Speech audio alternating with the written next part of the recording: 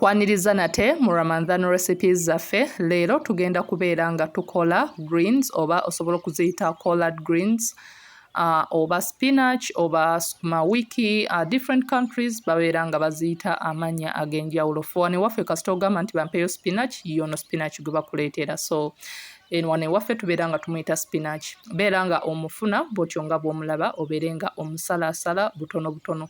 Osobola okusalawo n'obeera nga just leaves zokka z'otandika nazo n'obeera nga z'osaze, oba nekiri ekiringanga ekyandibadde nga ekitima kyako obeera nga nakyo kyonna ogenda okisala bw'otyo nga bw'olaba, n'oddamu n'obeera ng'okichoppinga into small pieces, osobola okubeera nga bwonna obufuna buli butonotono.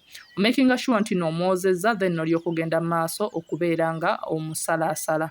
Kusaba obeere ng'onnyambako okuba nga channel ekula, subscribinga, likinga, sharinga and leave a comment below. So bw'otyo nga bw'olaba ngenda mu maaso nenziramu okubeera nga musala mu pieces entonotono, then oluvannyuma mbeera nga muteeka mu kano kalinganga ka draining basket. Kano kannyamba okubeera nga greens zino tezisigalira mazzi ng'omuntu aba azooleza mu ntamu nti zonna oba tosobola kubeera ng'oziggyamu. So oba oyoleza mu draining basket awo kibeera nga kikuyamba. Then wano mbeera nga nfuna other ingredients oba other greens bye ngenda okubeera nga ngattamu ne vegetables ez'enjawulo. So wano nakozesezza okra. Oba obadde oyina okra ng'ali mu powder form osobola okubeera nga naye gw'okozesa. So other vegetables ze ninamu of course akatungulu, nnyaanya, green pepper, ninamu spring onions, coriander, okra ne katungulu kyumu, oba osobola okukozesa ginger and garlic paste. So wano mbeera nga nteekamu butto omutonotono, oluvannyuma beera nga ogattamu obutungulu busiike paka ng'olaba butandise okuba nga obubrowninga, omuliro gwabadde mungi so y'ensonga lwaki almost obumu bwabadde nga obusiridde.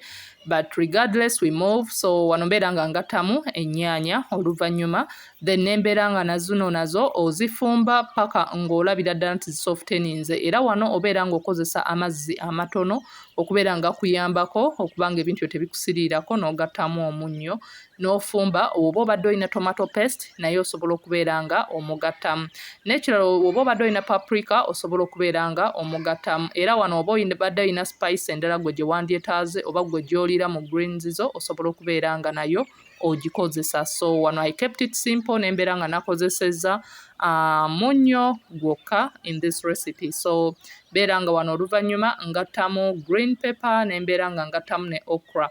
Oba okra obadde omulina mu powder form then at this rate obeera nga like olindako mu addingamu, n'obeera nga ogenda mu maaso okubeera nga kati ofumba ingredients zo zino n'ogattamu greens bulungi nnyo. Jjukira greens we tuba tuzifumba twagala nga ziringanga eziri just steamed, tozifumbira ddala kubeera nga zikyuka ne ziva mu kala yaazo eya green. So wano mbeera nga nzigattamu already, oba wamaliriza okuba nga ozoozezza amazzi gagenze agasinga gonna gavaamu. So wano obeera nga ozigattamu n'obeera nga otabulamu. Kusaba obeere ng'onnyambako okuba nga channel ekula, likinga, sharinga and leave a comment below. Let me know what you think about the recipe awo mu comment section. So gendera ddala maaso okubeera nga ofumba paka ng'olaba nti no like ingredients zo ezisinga zonna ziyidde bw'otyo nga bw'olaba. So wano mbeera nga ngattamu katungulu kyumu, oba obadde oyina ginger and garlic paste osobola okubeera nga omugattamu, naawe atamwagala kubeera ng'omulira mu greens era osobola okubeera nga omuleka. So for this recipe or any other cooking recipe eyange, just do as you please to suit your tastes and preference. So wano oluvannyuma mbeera nga nfuna cashew nut butter, oba osobola okubeera ng'ofuna peanut butter, ebipooli ebyaffe ebya bulijjo oba ebinyeebwa by'oguze like ebikuba obulungi ennyo, bino nga tubyetaaza kubeera nga bithickeninga greens zino zibeere nga ziri thick bulungi nnyo, ate because peanut yo yaletamu kind of creaminess eyo eri envaazo oba eri kyonna ky'oba ofumbye. So wano nabadde nina cashew nut butter gwe nasazeewo okubeera nga nkozesa. Beera nga ogattamuko otuzi tutono, obeere nga otabula peanut butter oyo oba cashew nut butter gw'oba okozesezza, okumakinga sure nti nno buli kimu kyonna kyetabudde bulungi nnyo.